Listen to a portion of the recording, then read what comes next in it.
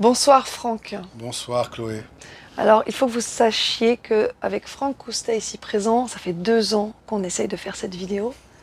Cette vidéo témoignage pour une affaire qui intéresse quelqu'un qu'on connaît, ouais, les citoyens européens, puisque dans cette affaire, plusieurs personnages sont en cause, dont Jean-Claude Juncker, ex-président de la Commission européenne jusqu'à 2019, ex-premier ministre du Luxembourg. Pendant 18 ans. Pendant 18 ans, 1995 à 2013, et également ex-président de l'Eurogroupe, 2005 à 2013. Il a un rôle dans cette histoire, mais pas seulement. Il y a également le ministre de la Justice, qui est maintenant juge de justice de l'Union européenne quand même. À la Cour de justice de l'Union européenne. Alors, ça fait déjà 5 ans, il remplit pour un mandat de 5 ans. Donc, on va citer son nom? Oui, François Biljeune, bien sûr. François Biljeune, et également le grand-duc. La famille grand-ducale. La famille grand-ducale du Luxembourg. Tout à fait. Ton rôle dans l'histoire, c'est qu'au départ, tu as eu la proposition de ton ami Francis Bach d'une donation pour t'aider dans une rénovation de maison. Vous étiez amis, tu lui avais déjà apporté de l'aide dans le passé et il s'est senti redevable ou engagé pour te soutenir au moment où il le pouvait. Voilà. Il allait hériter d'un certain nombre de millions d'euros. Ça, on le saura qu'en 2013. On le saura en 2013. L'histoire commence en 2009 en ce qui te concerne? Oui, alors elle commence très vite après tout simplement l'acte testamentaire que j'ai vu une fois d'ailleurs. Voilà, donc dans l'histoire il y a des légataires qui ont un testament prévu pour Francis Bach, qui se propose de te faire une donation. Et cette donation n'aura finalement pas lieu. Jamais lieu. L'objectif de cette vidéo, c'est de connaître les faits, de comprendre que l'ex-président de la Commission européenne s'est rendu coupable. Est un escroc. Est un escroc. Ah, oui, bien sûr. Un escroc criminel même d'ailleurs. Qu'il y a eu du déni de droit, du déni de justice, plus qu'on pourrait l'imaginer. À tous les étages. Quand tu m'as expliqué la situation, je me suis dit c'est un film, c'est surnaturel tout ce qui s'est passé. Les rebondissements, vous le verrez, sont... c'est digne d'un état bananier, c'est ce que je dis depuis très longtemps. C'est ça. C'est vraiment ça. Hein. Et non seulement il y a eu du déni de droit, du déni de justice, mais également il y a eu des morts. Oui, il y a eu dans cette affaire qui a commencé, alors par des actes criminels, il y a eu à peu près 4 morts. Oui. 4 personnes qui ont laissé la vie. Alors, on va prendre... Alors, on va parler de tout ça, justement, les tentatives d'accidents qui ne sont pas des accidents. Ça commence en 2009. Tu reçois cette proposition de Francis Bach d'une donation de 3 millions d'euros. Alors lui doit toucher une donation de 3 millions d'euros dans la mesure où il y avait eu donc un accord préalablement qui était sur un terrain, donc il a été versé, donc non plus sur un terrain qui avait été préempté, mais cette estimation de ce terrain se confirme par du mobilier, des valeurs mobilières qui sont donc 3 millions. Donc il t'avait promis cette donation. Moi, il ne me promet pas ces 3 millions. Lui, il va toucher cette donation de 3 millions. Moi, il m'en promet simplement pour la rénovation de mon immeuble. Donc juste ce qui te suffisait pour faire cette rénovation. Je n'ai absolument rien demandé. Hein. Oui, on précise bien que ce n'est pas à la suite d'une sollicitation de ta part. Non, pas du tout. En fait, il n'y avait rien du tout. J'attendais rien. Je l'avais aidé dans le passé. J'attendais absolument rien. Donc il avait envie de te rendre service à ce moment-là. On était vraiment très proches. Il avait envie de me rendre service. Il avait envie de me faire plaisir parce qu'il savait que je tenais à cet immeuble, bien sûr. D'accord. Et que se passe-t-il donc à ce moment-là? Ce qui se passe, c'est qu'en fait, il me fait cette promesse, c'est qu'en réalité, il ne se passera rien derrière, dans la mesure où le notaire n'a jamais le temps, il attend toujours une signature, et ça dure jusqu'en 2011. Entre-temps, tu as transformé la donation, tu as demandé une créance à la place de la donation. Alors, c'est vrai qu'entre-temps, il y a eu des pertes sèches pour moi, c'est-à-dire vis-à-vis de mon immeuble, vis-à-vis d'ailleurs de la société, d'une première société d'ailleurs, que je n'ai pas nommée. Et donc, mon ami me dit, t'en fais pas, je vais t'aider davantage. Donc, il accentue les sommes au fur et à mesure. Il augmente la somme de la donation qu'il avait prévu de te donner au départ. Tout à fait, il augmente les sommes. Et puis, en février 2011, on va voir la veuve, éducatrice également, et elle ne comprend pas pourquoi cette donation n'a pas été faite. On parlait de la créance à l'instant. Moi, je voulais savoir comment ça s'est transformé en créance, c'est ce que tu m'as dit Parce qu'à un avant. moment donné, alors ça s'est transformé en créance beaucoup plus tard, parce qu'en réalité, si tu veux, c'est quand j'ai compris que il faisait rien de ce que je lui disais, qu'on allait tout perdre, c'est-à-dire que lui, il allait tout perdre et que j'allais tout perdre. Donc il m'a dit, écoute, pour être certain que tu agisses, moi je préfère que tu aies une créance directe sur cet actif, comme ça au moins quand tu vas déblayer, hein, et ben derrière je récupérerai également. Donc en fait, ça te permettait d'être directement en lien avec les légataires sans passer par l'intermédiaire de Francis. Tout à fait.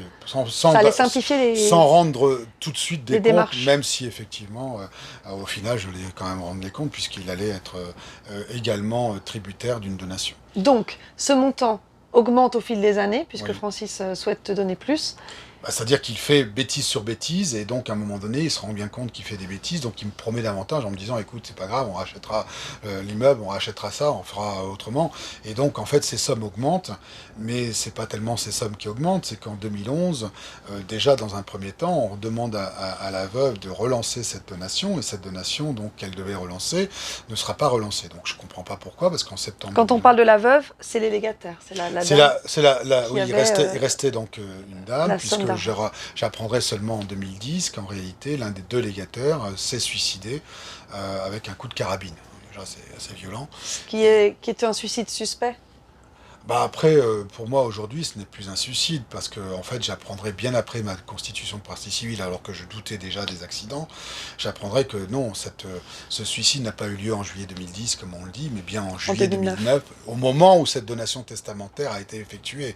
Donc, ça veut bien dire qu'en fait, on a voulu éliminer, en fait, le légataire principal qui, lui, était au fait des affaires, parce que ça devait être lui qui gérait, je l'avais vu d'ailleurs dans le passé, je le connaissais, donc il avait dû gérer cette affaire, et on voulait surtout pas qu'il sache que peut-être, d'ailleurs, certainement même, cet argent avait déjà été détourné par d'autres personnes. Donc il reste la dame. Il reste la dame en février 2011, donc elle comprend pas, elle appelle le notaire, et puis là, le notaire s'engage à faire cette donation dans la semaine. Donc 2 ans après l'engagement de ton ami à te faire cette donation. Tout à fait. Et là, donc, il n'y a toujours rien. Donc là, je pose des questions. Connaissant la veuve, je vais la voir à partir du mois de septembre 2011. Je m'aperçois qu'elle n'est plus là, donc je comprends qu'elle est peut-être en maison de retraite. Et je fais toutes les maisons de retraite et je finis par la trouver. Donc tu la trouves par toi-même? Oui, tout à fait. Alors, que se passe-t-il à ce moment-là? Alors, ce qui se passe, c'est qu'en fait, là, j'ai mon ami qui vient tous les jours pour me dire que ça va attendre un petit peu. Puis là, je lui dis, mais il faut arrêter, parce que moi, je l'ai retrouvée, la veuve. Et là, il est très étonné, mais où ça? Je l'ai retrouvée, donc, à Saint-Jean de... Donc là, on est dans quelle partie de la France? On est toujours au Luxembourg. Ah non, on est au Luxembourg, évidemment. On est toujours au Luxembourg, ça sera que le Luxembourg aujourd'hui, parce que... Et c'est vrai qu'on est toujours au Luxembourg. Je l'ai retrouvé dans cette maison de retraite, il dit c'est pas possible, parce que je l'ai appelé 2 fois, cette maison de retraite. Donc elle était cachée. Oui, elle était cachée, et donc il me dit, mais c'est pas possible, parce que moi j'ai essayé d'appeler, j'ai appelé 2 fois la maison de retraite, j'ai même donné son numéro de sécurité sociale, donc on peut pas comment dirais-je, le détourner. Et il me dit, c'est très bizarre. Je dis, écoute, tu viens avec moi, on va aller voir. Effectivement, donc il la rencontre, il est très content. Elle ne le reconnaît pas la première fois, elle le reconnaîtra la deuxième fois, et puis à partir de là, ça ira très bien, et on relance la donation à travers une deuxième notaire qui s'appelle Martine Vénandi. Martine Vénandi mettra plus de 8 mois pour pouvoir rendre la donation, et puis je l'appellerai entre ces 8 mois parce que je trouve ça déjà très long, et d'autre part parce que j'apprends que la maison de retraite subrogerait cette donation éventuellement donc à un terrain, donc elle veut un terrain.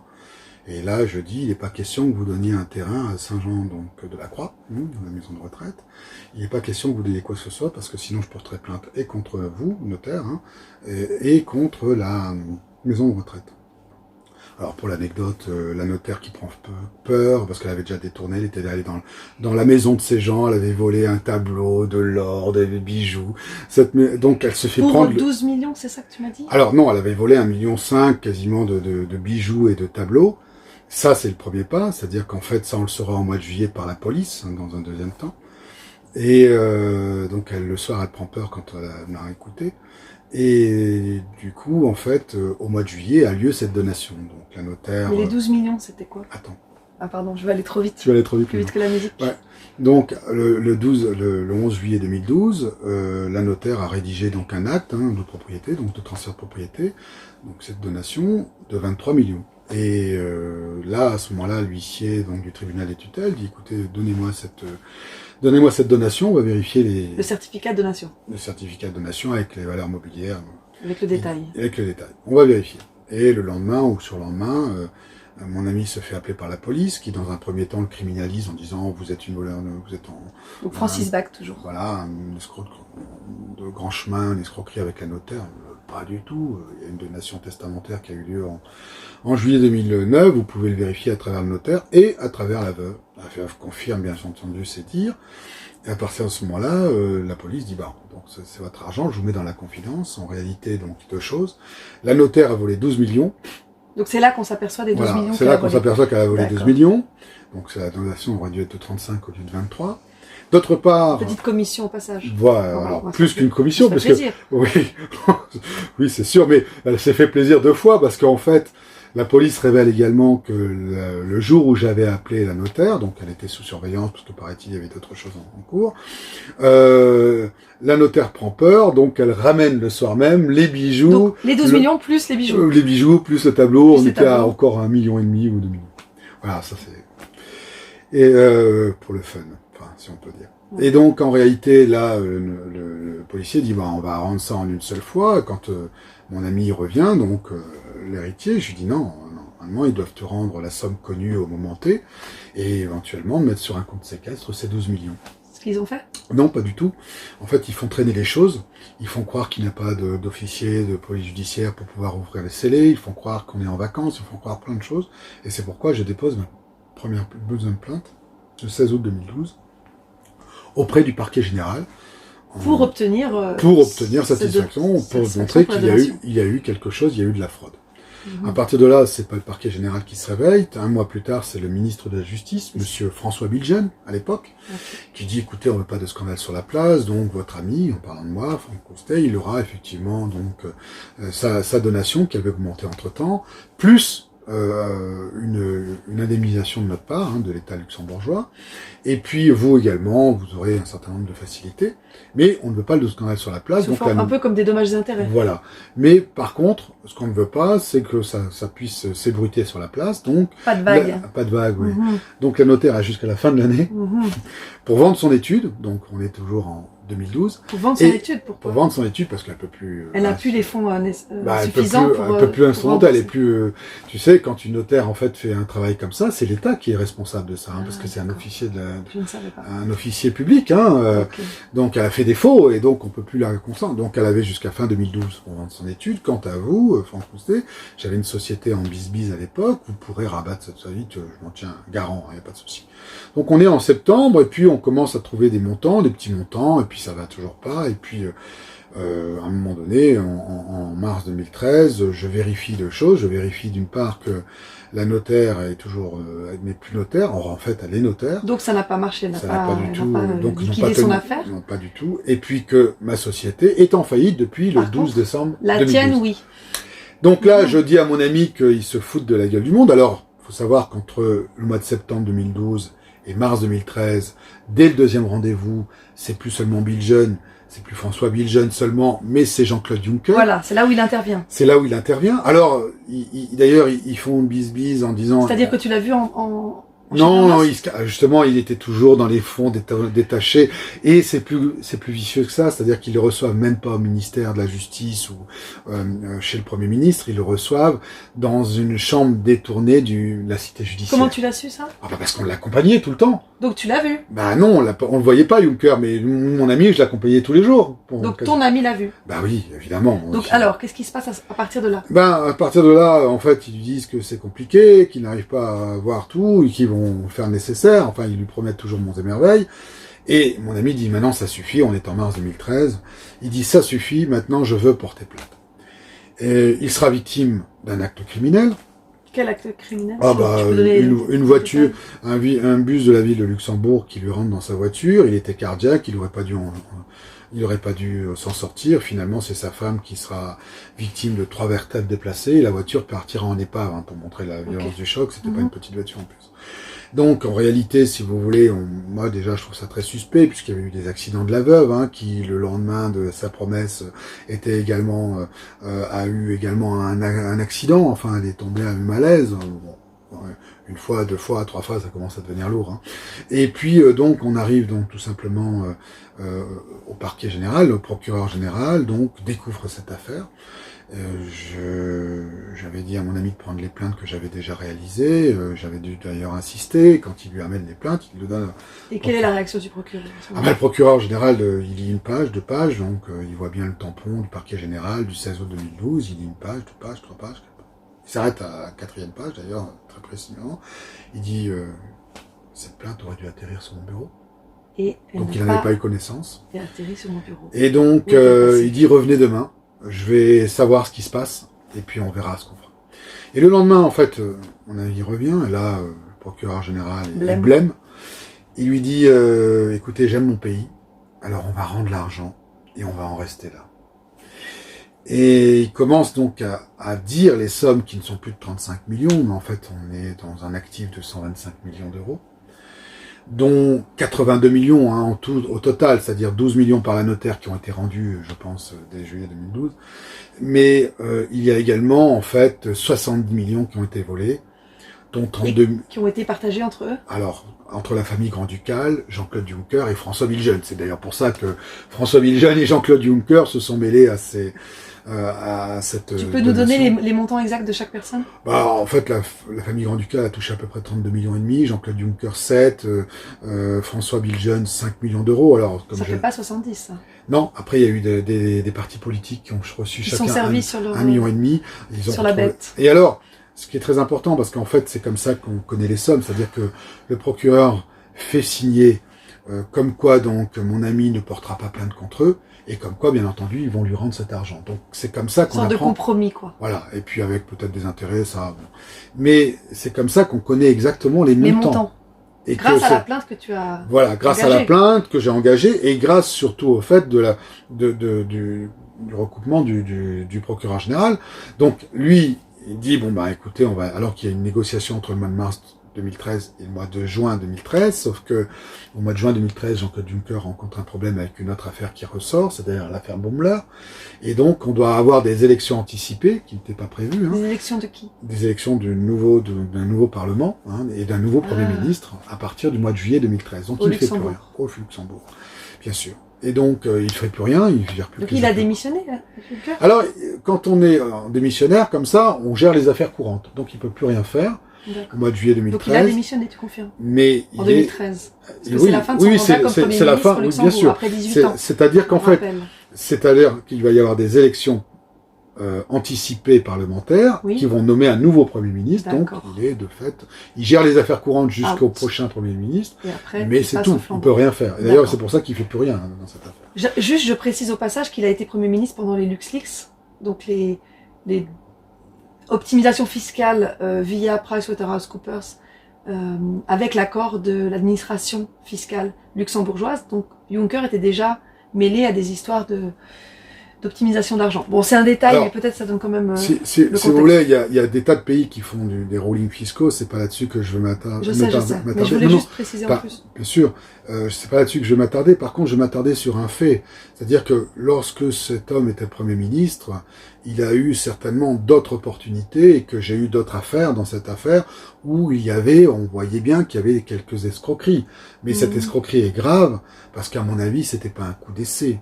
Oui, il n'en était sûrement pas à sa première. Alors, je ne peux pas l'affirmer pour d'autres, mais il y a quand même eu un certain nombre de choses qui sont recoupées. Donc, on est en 2013, et en 2013, Monsieur Juncker, contre son avis et contre sa surprise, il n'est pas réélu, et à partir de ce moment-là, je demande à la fois la protection policière pour 4 familles qui peuvent être des témoins de cette affaire, hein, c'est-à-dire ceux qui venaient accompagner. C'est toi qui demandes la protection bien sûr, policière je vais voir, pour ces familles? Parce qu'elles étaient en frontière, donc du côté français. Et donc je demande pour les 2 autres familles, pour la sienne, pour la mienne d'abord, de demander effectivement une protection policière parce que je savais très bien que ça allait arriver. D'ailleurs, dès le mois de novembre, je suis victime du premier acte criminel. Voilà, ça on en parlera aussi tout à l'heure. Oui, alors bon, effectivement, donc on continue, il se passe rien, ils ne veulent toujours pas rendre l'argent.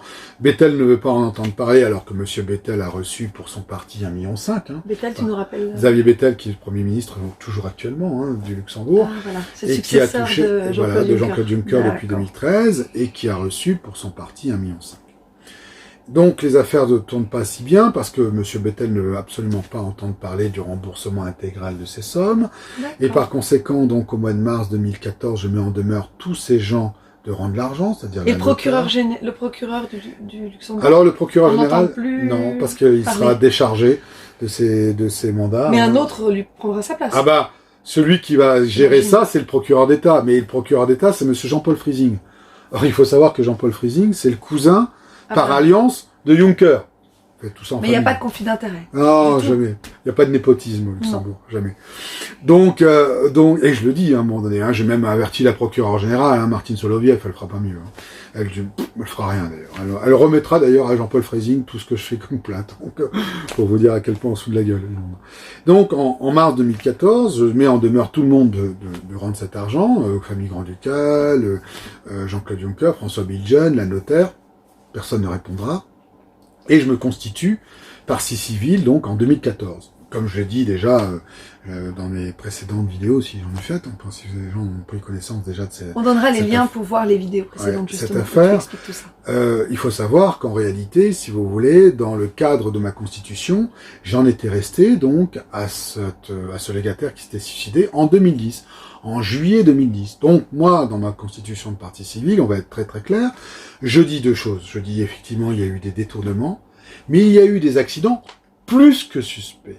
Donc, ça laissait place quand même à des choses très graves, hein, en répétant tout ce que je venais de vous dire sur une synchronicité qui, au bout de la troisième fois... Qui pose question quand même, qui interroge. Qui pose une sacrée interrogation, effectivement. D'autant plus que j'apprendrai en 2015, donc on peut déjà... J'apprendrai seulement... même pas en 2015 d'ailleurs, en octobre 2014, en allant vérifier donc auprès des services de l'état civil de Luxembourg que le principal légataire n'était pas en fait, ne s'est pas suicidé en juillet 2010 comme on le fait croire, mais il s'est suicidé en juillet 2009. Et juillet 2009 correspond en fait à la date où mon ami me proposait cette donation, et juillet 2009 c'était également la date où devait donc enregistrer le notaire, puisque la donation testamentaire avait eu lieu fin juin 2009. Donc c'est à ce moment-là que le légataire c'est à ce moment-là, malencontreusement. Voilà, il a dû rater certainement la marche, et puis il y a la carabine était devant et il a tiré comme ça. C'est bizarre. Voilà. Ouais. Donc voilà. Donc un an après, ce que j'ai déjà dit et que je répète, c'est que j'apprendrai de sources sûres qu'on a demandé l'arrestation, que le juge d'instruction a demandé. Donc un an après 2014, donc on est en 2015. On est en octobre 2015. Alors c'est intéressant parce que il s'est passé plusieurs choses. En octobre 2015, je vais donc au cabinet du juge d'instruction. J'apprendrai qu'on demande l'arrestation de Jean-Claude Juncker. Attention, arrêt sur image parce que ça c'est quand même important. Ouais. Tu as appris à ce moment-là que une demande d'arrestation a été faite. Oui, bien sûr. Sur la personne de Jean-Claude Juncker, évidemment, bien sûr. On aimerait tous savoir ce qu'elle est devenue. Bah, rien, puisque la juge d'instruction en 2019, quand on juge de l'irrecevabilité, ira dans le sens du procureur. Donc c'est encore plus grave. Donc c'est comme s'il y avait eu un non-lieu total, comme si cette demande d'arrestation n'avait pas existé. Comme s'il n'y avait jamais rien eu. Voilà. D'accord. Ça c'est clair. Et tu le sais de source sûre. On va peut-être pas dire exactement la personne qui l'a dit, mais c'est une personne qui était dans le sérail et dans le système. Tout à fait. Et ce que l'on sait aussi, c'est que dans le même temps, en 2015, en octobre 2015, juste avant, enfin, moi je ne savais pas que le juge d'instruction avait donc transféré le dossier auprès du parquet, puisque on me répondait pas dans un premier temps au cabinet du juge d'instruction, et dans un deuxième temps, on me dit on l'a transmis. Moi je ne savais pas à quelle date. Je ne saurais la date du 15 octobre 2015 qu'en 2018, quand le juge d'instruction renverra en fait à mon avocat la date certaine de son transfert auprès du parquet. Donc jusque-là, tu n'as toujours rien reçu? Rien reçu, sauf que si, j'ai reçu quand même des tentatives d'assassinat. Il y a eu beaucoup de cadeaux, mais plutôt des cadeaux empoisonnés. Ah oui, ça c'est plutôt. Et il le dit avec le sourire, mais il a vécu quand même des choses que peu de monde sur Terre serait capable d'endurer, je pense. Ouais, mais enfin, c'est grave parce qu'en fait, il n'y a pas eu de protection ni policière. Parce que tu as demandé une protection policière que tu n'as jamais reçue, au contraire. Ah, au contraire, ça s'est retourné contre moi, parce que la France avait tout intérêt à ce que monsieur Jean-Claude Juncker soit le président de la Commission européenne. Donc il ne fallait pas entacher son image. Voilà. Donc, Autrement dit, on avait un témoin gênant ici présent, Franck Coustet. Bah oui, parce qu'il y avait des traces, parce que je portais plainte et que j'étais le seul à porter plainte. J'avais intérêt à agir puisque j'avais des créances par ailleurs. Tu avais un intérêt direct dans cette affaire. Bien sûr, évidemment. Ce que tu ne dis pas là, mais qu'on va dire, c'est que Francis Bach, en 2015, qu'est-ce qui lui arrive? Alors, pendant que moi je suis victime d'un nouvel acte criminel dans la piscine de Lorient à Tournai. Tu peux donner juste le détail, parce que c'est assez sordide. Oui, il y avait quelqu'un qui avait quelque chose dans la main pour me planter une aiguille, très certainement. Pendant que tu nageais? Pendant que je nageais, voilà, tout à fait. Donc ça, c'était aux alentours du 18 octobre. Mon ami, lui, s'immole par le feu. Donc Francis Bach s'immole par le feu. Est-ce que c'était son disons, naturel pour lui de procéder à une telle barbarie? Il a eu très certainement un taux vibratoire bas, comme on dit, mais c'est certainement pas comme ça qu'on peut se faire. C'est peut-être par d'autres moyens. Il n'était pas de nature suicidaire. Non, il n'était pas de nature suicidaire, donc on l'a certainement aidé. Mais il ne meurt pas tout de suite. Il ne meurt pas sur le coup. C'est-à-dire que c'est ça qui est le plus grave, c'est qu'il mourra donc un mois et demi après par une grève qui n'a pas fonctionné. Donc en décembre 2015. Tout à fait. Et à partir déjà d'octobre 2015, mais novembre, décembre, je viens donc au parquet pour voir ce dossier, voir mon dossier en tant que partie civile. On me fait croire qu'il n'y a rien, que c'est toujours chez le juge d'instruction, jusqu'en mars 2016 où là je filme le fonctionnaire qui veut absolument pas me répondre sur le fait qu'il a le dossier en main. Et donc je suis interdit après parce que bien sûr je gêne puisque effectivement ce sont des gens qui ont fait des faux témoignages et donc Jeanne O'Neill m'interdit la cité judiciaire au motif que je ferais trop de bruit. Jeanne O'Neill qui sera promu un mois et demi après comme procureur général adjoint puis qui rentrera en fonction d'ailleurs quand je serai en prison. Et donc... l'épisode de la prison, je ne le connaissais pas exactement. Tu peux en parler de 2 minutes, 2 secondes? C'est très simple, c'est-à-dire qu'en réalité, ils m'ont tendu un piège le 22 août 2016 parce que j'avais déjà dit que j'allais donc médiatiser cette affaire. Donc Tu l'as dit sous quelle forme? Je l'ai dit en faisant un mail au procureur général, Martin Soloviev. Donc on est en mai 2016. Alors en mai 2016, il m'arrive un nouvel acte criminel sur la route de Belgique, donc entre Mons et Tournai. Tu peux donner le détail? On me jette un truc énorme pour me faire casser la voiture. Devant tes roues? Devant mes roues, puis c'est la première fois que je vois la police en 35 ans, en 35 ans je passe entre Mons et Tournai. Quelle heure il était? Il était minuit et demi. Donc la nuit. Ouais. Alors, en plus, d'ailleurs, juste avant l'accident, les phares, les éclairages publics s'éteignent.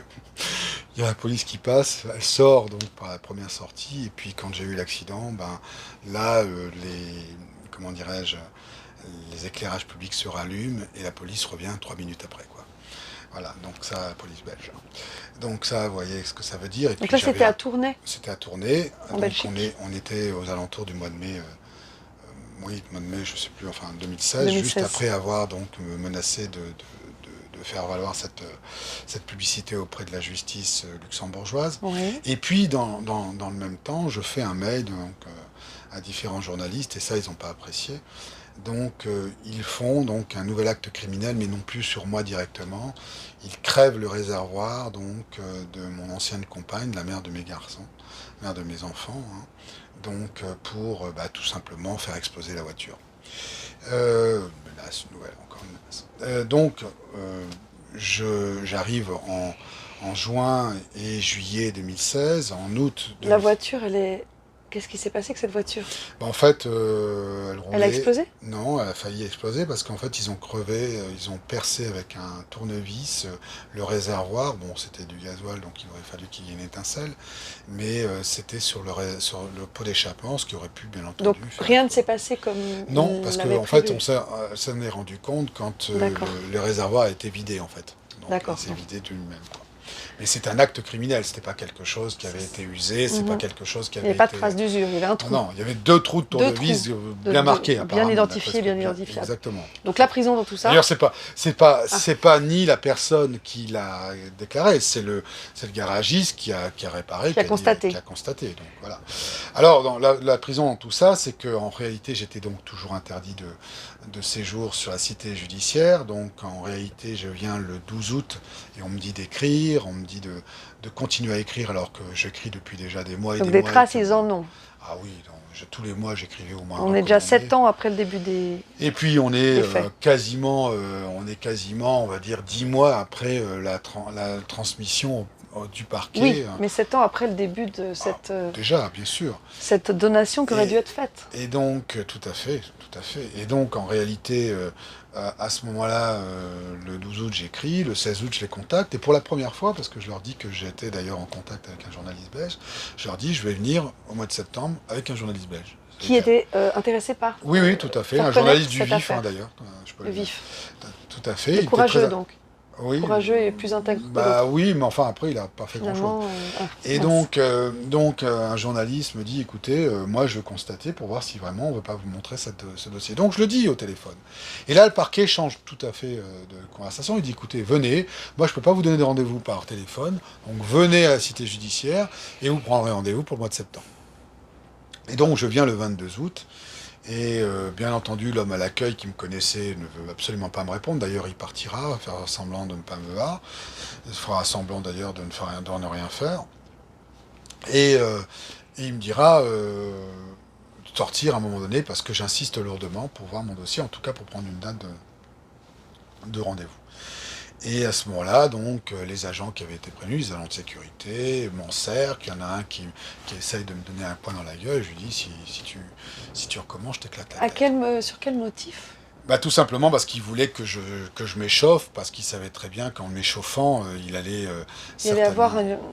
un débordement ou Voilà, quelque chose dans ce sens. d'excessif qui allait pouvoir Lui leur permettre Voilà, de c'est ce qu'ils te ont fait d'ailleurs. mettre Ils l'ont fait d'ailleurs. en garde à vue. Ils l'ont fait de manière drastique, mais voilà, si j'avais eu toutes les caméras, on l'aurait vu tout de suite. Mais à ce moment où ils m'arrêtent, ils avaient absolument rien contre moi. C'est en visionnant la vidéo que je faisais d'ailleurs quand je venais, parce que je prenais aussi mes garanties, qu'en fait ils m'accusent de ça. Donc ils vont pas me mettre en prison comme tout le monde. Donc qu'est-ce qui s'est passé juste là, Là, à ce moment-là? ils me transportent, alors très bizarrement, je suis conduit à la police, j'ai pas d'avocat que je voulais, on m'en a commis un d'office, qui était prof de musique avant, donc ça te donne déjà le... Ça donne l'étendue de la compétence de la personne. Ouais, bien sûr. Bah, Enfin, on ne voilà. sait jamais, une reconversion Ouais. peut bien se passer Oui, parfois. bon, Mais en enfin, l'occurrence, ça n'a pas ça été non, ça a pas un été choix top. gagnant. Ça n'a pas été top, c'est moins qu'on puisse dire. Donc en fait, là, au lieu de m'accompagner à la prison, ils m'accompagnent à l'hôpital, soi-disant pour une visite médicale, alors qu'ils auraient pu la faire à la prison. Et puis on commence à me faire voir un médecin, puis deux, puis on me pose la question, mais pourquoi on vous arrête? Bah, je dis voilà, on m'arrête parce que j'étais là, j'ai demandé à avoir un dossier, on ne veut pas me le faire voir. Et comme j'explique, je dis mais si vous voulez, je peux vous le faire voir sur ordinateur, puisque Alors, il y avait déjà une ordonnance, il y avait déjà tout. ils Et te l'ont là, montré finalement? et non, ils veulent pas me montrer ça, ils veulent surtout pas qu'il y ait de preuves, parce que là, ça sera encore plus grave. Ils disent, en fait pas, on va s'arranger. Et là, ils me font monter, donc, au 5e étage du CHL de Luxembourg, pour m'incarcérer et pour me faire prendre des médocs que je refusais à tout prix, et me faire passer pour taré, quoi. Donc ça sera les premiers 20 jours dans une pièce qui faisait à peine 9 mètres carrés, 7 mètres carrés peut-être, j'en sais rien.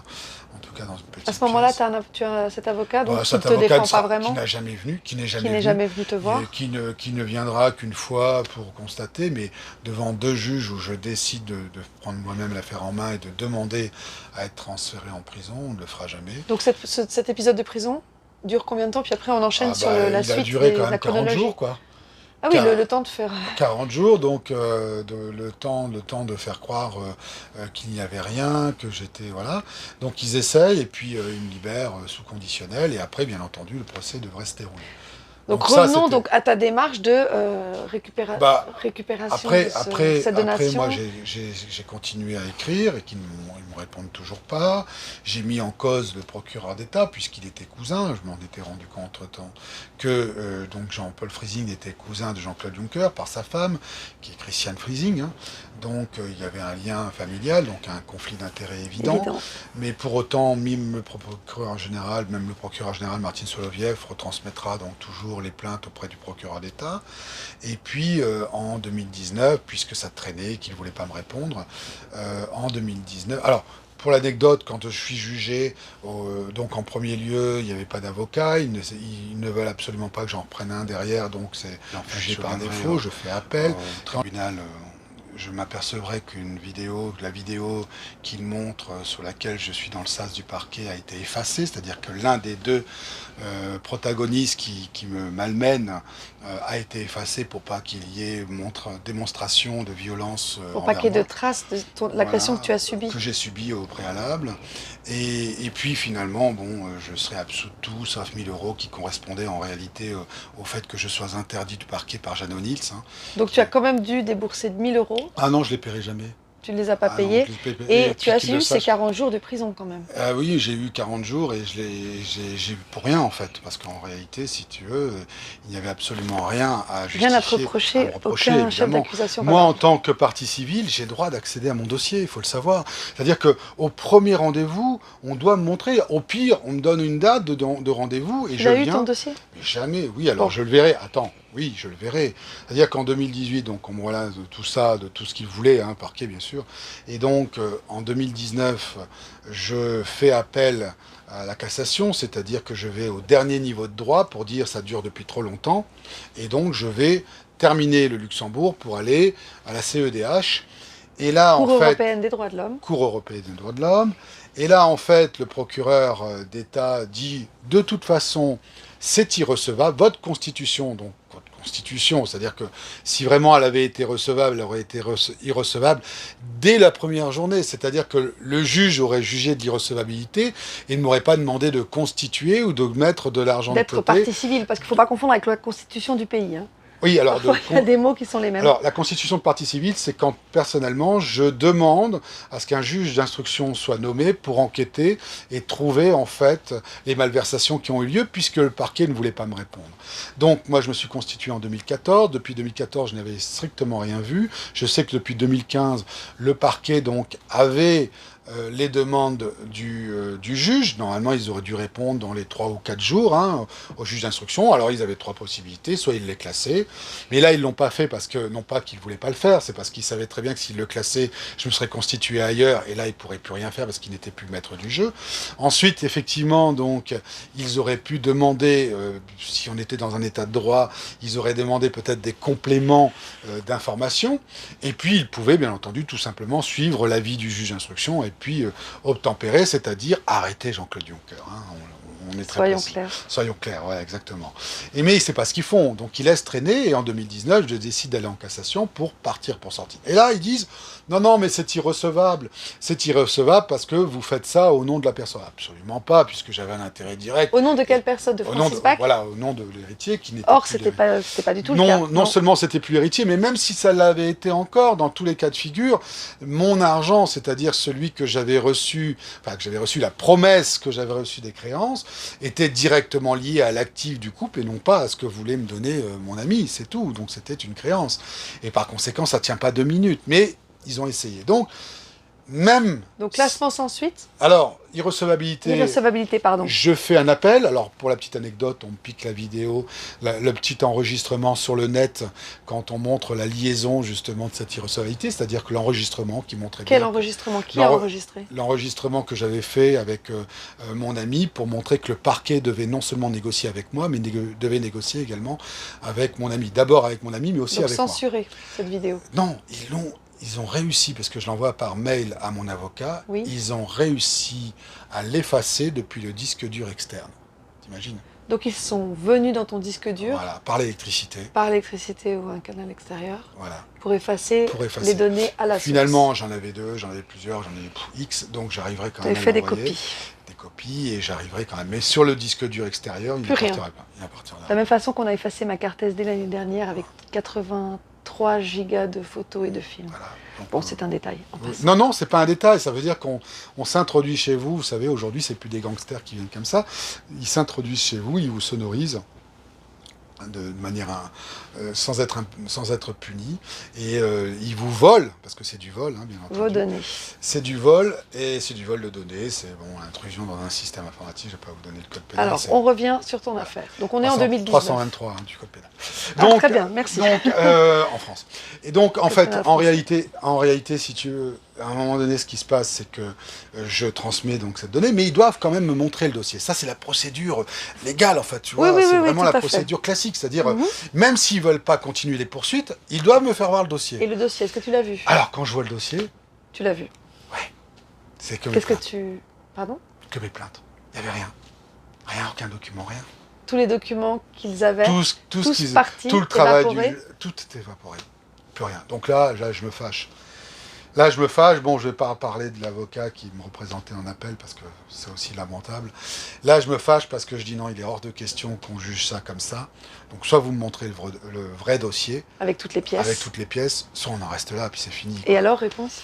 Ma réponse, on me donne un temps, si vous voulez, qui est plus important. C'est-à-dire qu'on me dit, bon, bah, écoutez, oui, on va vous donner du temps. On va prolonger, on va prolonger. on vous donnera les pièces. Non, pas du tout, parce que derrière, monsieur Serge Wagner, qui est devenu avocat général, dira non, non, c'est toutes les pièces qu'on vous a données. En mai 2019, en mai 2019, mai 2020, il écrira à notre avocat qui dira, de toute façon, vous avez toutes les pièces. Donc, ils en ont encore moins montré. Donc, ils trichent. Donc, qu'est-ce qui se passe à ce moment-là? Bah, ce qui se passe, c'est que j'ai décidé dans un premier temps, donc en 2019, d'avoir un sursis qui m'est accordé. Ensuite, on arrive donc en 2020, et j'ai voulu prendre un certain nombre d'avocats. On va pas faire le récit des avocats parce que là, c'est aussi Non, lamentable. parce que là, on a déjà Non, mais détaillé beaucoup de choses. Il faut que non, les gens mais puissent nous c'est suivre. lamentable parce qu'il y a beaucoup d'avocats qui sont connus, très connus, qui passent même à Sud Radio, qui passent ailleurs et qui n'ont rien fait, qui n'ont strictement rien fait. Bon, bah, ils se reconnaîtront. Voilà, c'est Petite ça. dédicace. Voilà, petite dédicace, notamment à Schwerdhofer, on va l'appeler lui, parce que lui, il a strictement rien fait, hein, et vous en faites pas, j'ai suffisamment d'enregistrements qui montrera qu'il n'a strictement rien fait. Et donc, en réalité, cette affaire traîne. Il y a eu des avocats qui sont passés, il y a eu des avocats qui ont été nommés au Luxembourg, et ils ne feront rien. Donc, nous sommes en 2022, on est toujours dans le même état. Il y a eu des épisodes avant, 2020-2021. Il me semble que Oh, tu as subi 2-3 petites choses. il y a toujours des accidents qui n'en sont pas, qui sont des actes criminels. Ouais. J'ai eu une voiture brûlée, j'ai eu des commandes qui ont été détournées, c'est-à-dire par là que on a voulu mettre, je pouvais plus avoir accès au volant. Aux commandes du volant. Et au pédale non plus. Ouais, au pédale non plus. Donc tu as perdu le contrôle de ton véhicule. Voilà, c'était pour m'emmener dans un. Et heureusement. C'était en 2021 et puis. Tu t'en es sorti indemne. Oui, mais il n'y a pas que moi, il y a eu aussi ma compagne qui a été effectivement également pas seulement menacée, qui a été visée. Hein. Il y a eu beaucoup de gens dans mon entourage qui ont été visés dans cette affaire. Hein. C'est ça qui est lamentable, hein, des tentatives d'assassinat sur tentatives d'assassinat. Hein. Donc revenons à 2022, tu me disais. Donc, et en 2022, effectivement, donc on s'aperçoit tout simplement que il y a toujours des avocats. Bon, quand même, on va citer une anecdote parce que j'en ai un au Luxembourg qui a été nommé, qui trouvait ça très intéressant, mais qui ne faisait rien alors que je lui demandais des choses très précises. Et puis je lui dis mais qu'est-ce que vous attendez? Et là il me répond j'attends que vous médiatisez davantage. Parce que la médiatisation va l'aider à faire son travail. Et je lui dis mais si j'avais besoin d'une agence de com, j'aurais fait appel à ces gars-là. Voilà, pas à un cabinet d'avocats. Pas à un cabinet d'avocats. Mais c'est intéressant cette réponse, on la gardera dans nos annales. Pour montrer à quel point on en est. On est dans une société du showbiz en fait. C'est ça, de spectacle. Du spectacle. Tant d'un point de vue des avocats que j'ai eu jusqu'à présent, que d'un point de vue même des médias. Je n'ai pas cité les 23 pages de médiatisation que j'ai pu faire pendant toutes ces années. Je pense qu'on te comprend ô combien. C'est terrible. Voyant le travail qu'ils font, le travail de SAP depuis 2 ans. Alors revenons. Vous savez, je vais simplement dire une chose. Il y avait une ordonnance de consignation sur une enquête criminelle contre Jean-Claude Juncker que j'ai commencé à diffuser dès octobre 2015. Rien que ça. Pour moins que ça, si vous voulez, n'importe qui d'autre aurait été congédié. On lui aurait demandé de démissionner. Bien sûr. Jamais de la vie, aucun média n'a pris cette affaire pour essayer de faire démissionner. J'ai entendu des tas de journalistes dont j'ai pas envie de nommer. Mais ils seront très intéressés par ce récit. Normalement, s'ils sont de vrais journalistes, ils devraient être très intéressés. Ah, ils me disaient tous. En plus, certains me disaient même, je veux me faire Juncker. Il n'y avait rien derrière. Des journalistes très connus. Il n'y avait rien, aucune enquête, rien du tout. 23 pages de journalistes. Donc là, on en est où en 2022? En 2022, il y a plusieurs choses, parce que en 2022... Soyons synthétiques. En 2022, bien entendu, on va terminer d'ailleurs comme ça. En 2022, il y a des choses qui sont en cours. Je ne peux pas les dire, mais qui sont en cours. Est-ce que tu as reçu la donation prévue depuis Bien sûr que non. 13 ans. Il cache toujours ça en disant qu'il n'y a rien. Il n'y a pas d'argent. Non, il n'y a pas d'argent. Il n'y a pas d'héritage. Même le tribunal des tutelles, dernièrement, en 2021, à qui j'ai écrit, m'a dit que non, c'était pas Pourquoi la le seule. tribunal des tutelles, juste, on Parce que le rappelle les faits tribunal, parce qu'on rappelle les faits, parce qu'en 2013, en 2012, pardon, lorsque il y a eu cette donation qui a été faite par Martine Venandi, c'est un huissier du tribunal des tutelles qui récupère le dossier de la donation. Donc c'était au tribunal des tutelles qui a eu cette donation, qui a été viciée d'ailleurs, où on retrouvera plein d'argent derrière. C'est le tribunal des tutelles qui a cet argent actuellement? C'est le tribunal des tutelles qui a cet argent, mais c'est le tribunal des tutelles dit non, mais nous on n'a pas 125 millions d'euros. Donc on ne sait toujours pas où est l'argent. On ne sait toujours pas où est l'argent. 125 millions d'euros dans la nature. Dans la nature, oui. Enfin, on a une petite idée, c'est ça? Ah bah oui, évidemment. On a une petite idée, mais en fait, ils veulent pas faire leur travail, c'est tout. Parce qu'en faisant leur travail, si tu veux, c'est ça qui est important. Qu'est-ce qu'il aurait dû se passer, justement? En faisant leur travail, ils arrêtaient Juncker, mais ils étaient obligés d'arrêter le Grand-Duc, ils étaient obligés d'arrêter François Biljeune. Enfin, quand même, François Biljeune, qui vient d'être nommé pour 5 ans, Chloé, quoi. Procureur, qui était président d'une chambre correctionnelle auprès de la Cour de justice de l'Union européenne, qui est toujours juge auprès de la Cour de justice. Juge auprès de la Cour de justice européenne. Voilà. Ouais. Pour 5 ans. Donc là, il vient d'être nommé pour 5 ans. Il repart. Renommé par, en général, c'est un État qui le nomme, donc c'est le Luxembourg, qui donne éventuellement telle ou telle personne, et ils disent, il a toutes les compétences. Bah ouais, forcément. C'est déjà un escroc criminel, donc il doit avoir les compétences pour juger les autres. Il a un carnet d'adresses, en tout cas, assez rempli. Ça doit être ça. Non, mais cette affaire est tellement grave. On va juste encore parler d'une chose, à mon avis, c'est les 4 personnes qui sont décédées dans l'histoire. Rapidement. Ça a commencé, en fait, comme je disais, il y a eu bien sûr des affrontements directs avec moi, physiquement en 2014 notamment, mais avant ça, il y a eu quand même des choses qui se sont déroulées, c'est-à-dire... Donc le premier, bien entendu, ça a été donc la carabine donc le suicide qui n'en est pas un, du légataire. Ensuite, ça a été j'ai perdu d'ailleurs, j'ai perdu un enfant, enfin j'ai perdu donc c'est le bébé de ta compagne, ma compagne à l'époque, qui a eu un accident. Voilà, il y a eu également une voisine qui a perdu la vie parce qu'elle avait un cancer en rémission et avec les ondes électromagnétiques qui m'ont niqué la tête. C'est pour ça, on n'a pas parlé de l'épisode des ondes électromagnétiques, mais on ne va pas détailler ici. Tu as été attaqué depuis des années, de façon, y compris de cette façon. On m'a effectivement balancé des ondes électromagnétiques qui ont eu des conséquences d'ailleurs sur d'autres enfants, qui ont eu des conséquences d'ailleurs sur une voisine qui avait un cancer en rémission. Cette voisine, tu penses, a été visée directement ou bien elle a eu un petit peu les dommages collatéraux? Collatéraux, d'accord. Quand tu te mets avec des ondes électromagnétiques, tu sais, tu peux pas dire, c'est comme... Tu peux pas viser exactement sur une personne. Donc, voilà, ok, et la 4e personne? La 4e personne, c'est effectivement mon ami qui s'est immolé par le feu et qui, s'ils avaient Francis fait leur Bach. travail... En plus, attention, parce que j'ai même précisé dès 2013, en 2014, je réécris d'ailleurs au procureur général qui dit qu'il n'a plus le dossier, mais j'écris, attention, vous allez être... Cet homme va se suicider, donc même si c'est un suicide... Et tu as une trace de ça? Ah ben oui, j'ai un mail... C'est important de l'avoir. Bien sûr, j'ai un mail qui le donne. Et donc, si vous voulez, je dis déjà qu'il va se suicider parce qu'il n'était pas bien. Donc, au pire, on l'a assassiné. Au mieux, entre guillemets, il s'est suicidé. Mais j'avais prévenu ce parquet qui, s'il avait fait son travail, on n'en serait pas arrivé là. Bien sûr que non, il ne se serait jamais suicidé. Il ne se serait pas produit. Bon, donc, cette affaire a tué 4 personnes innocentes. Oui. Innocentes, juste pour couvrir des assassins. Disons-le. Voilà. Donc, ce qu'on espère, ce que tu espères, toi, maintenant... j'espère que la justice va se faire, parce que si elle ne se fait pas dans ce pays, elle se fera autrement. C'est-à-dire que maintenant, on va saisir des autorités qui sont soit qui ont accueilli de l'argent sale,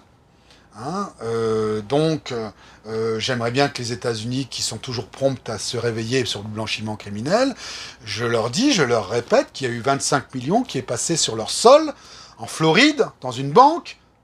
Tu veux la citer? Non, mais ils comprendront.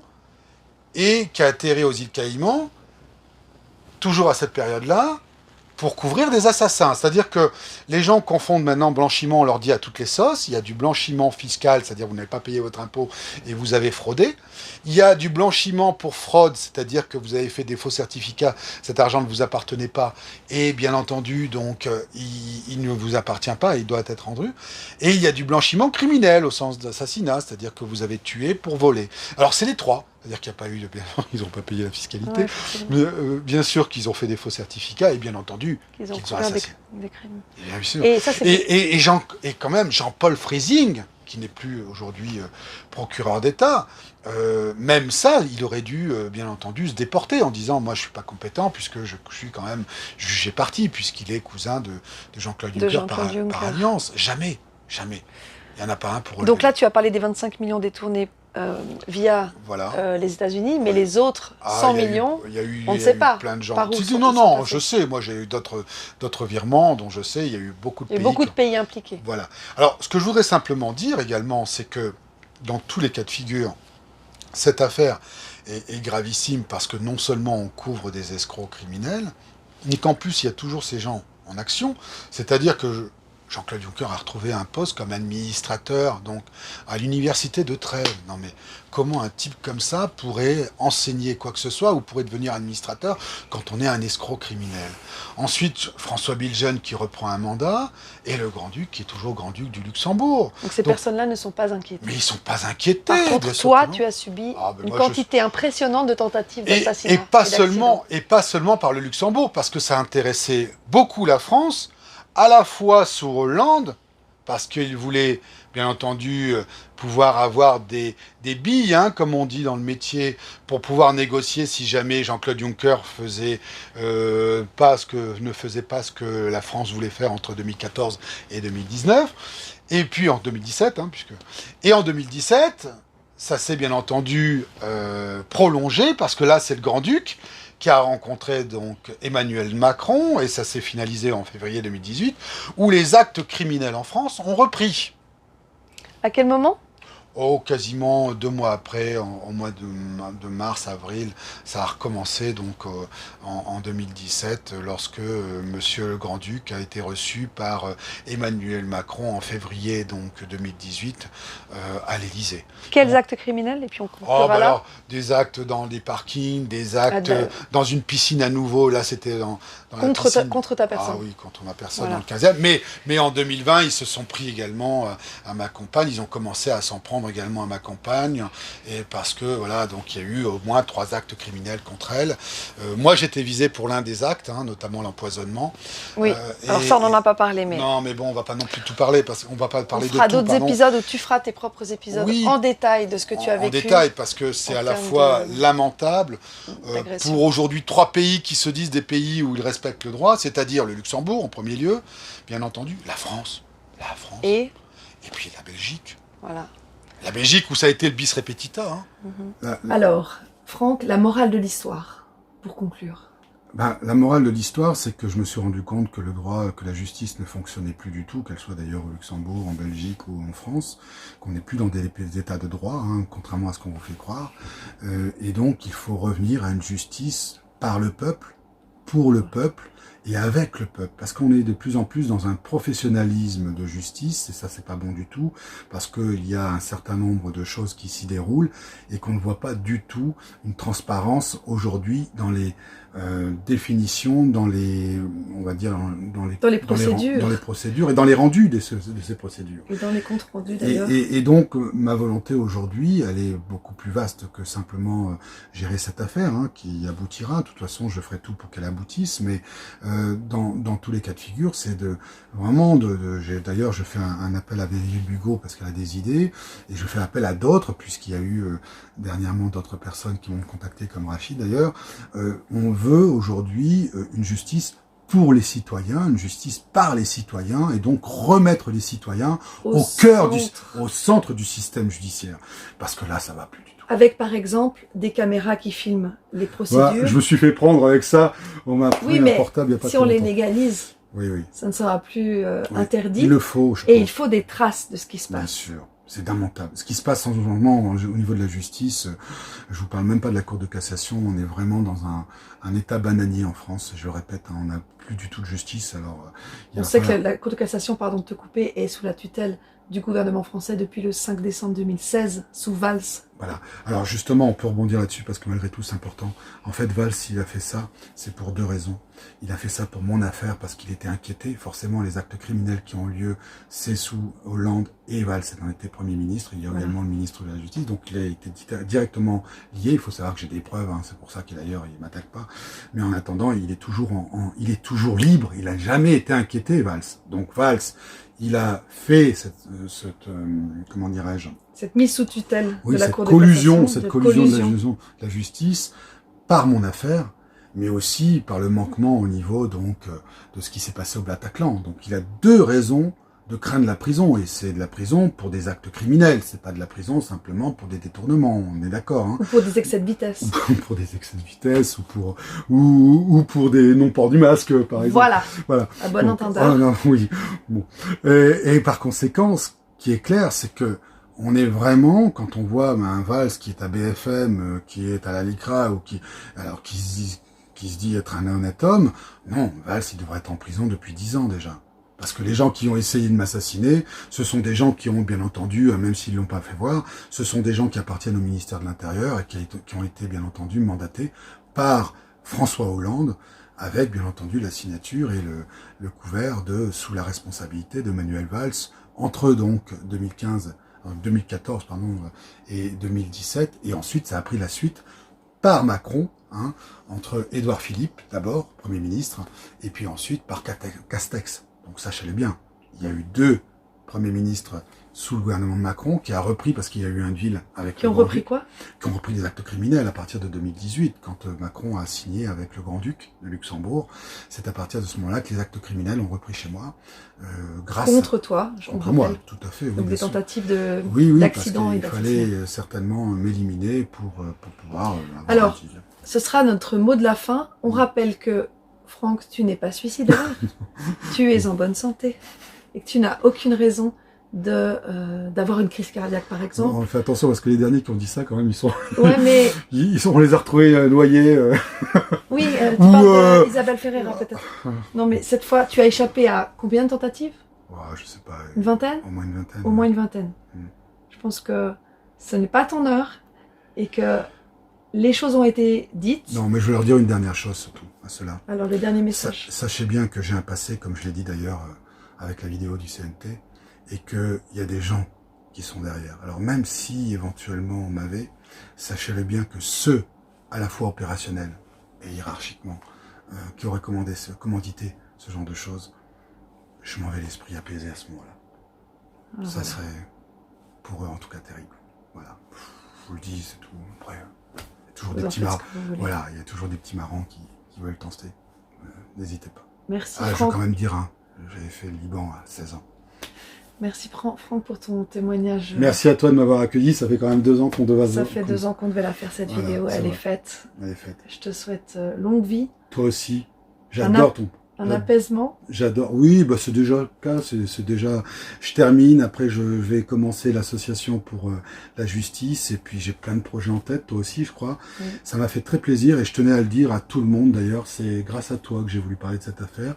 Quand je t'ai découvert en avril 2020, pendant le confinement, j'ai dit là c'est trop grave, ce qui se passe est trop grave, j'aime pas ce terme éveillé, moi j'étais déjà bien informé, mais c'était pas, moi je suis un homme de l'ombre, j'ai toujours voulu rester dans l'ombre, donc j'ai dû m'exposer à cause de cette affaire, et malheureusement, j'allais dire, je me suis exposé, et je ferai un livre dans ce sens d'ailleurs, pour vous dire, réveillez-vous, si j'ai un temps, réveillez-vous, vraiment, réveillez-vous, parce que demain, nous serons tous des esclaves, nous sommes déjà des esclaves, mais demain, nous ne pourrons plus bouger, voilà, sachez-le bien. Sauf si, à la fois pour si vous. On se réveille définitivement. Mais il n'y a pas de déterminisme. Il y a une volonté, et surtout la volonté de rester des hommes libres. L'homme, homme, femme. Homme, dans son ensemble, dans son humanité. Merci infiniment, Franck. C'est moi qui te remercie. Et à suivre.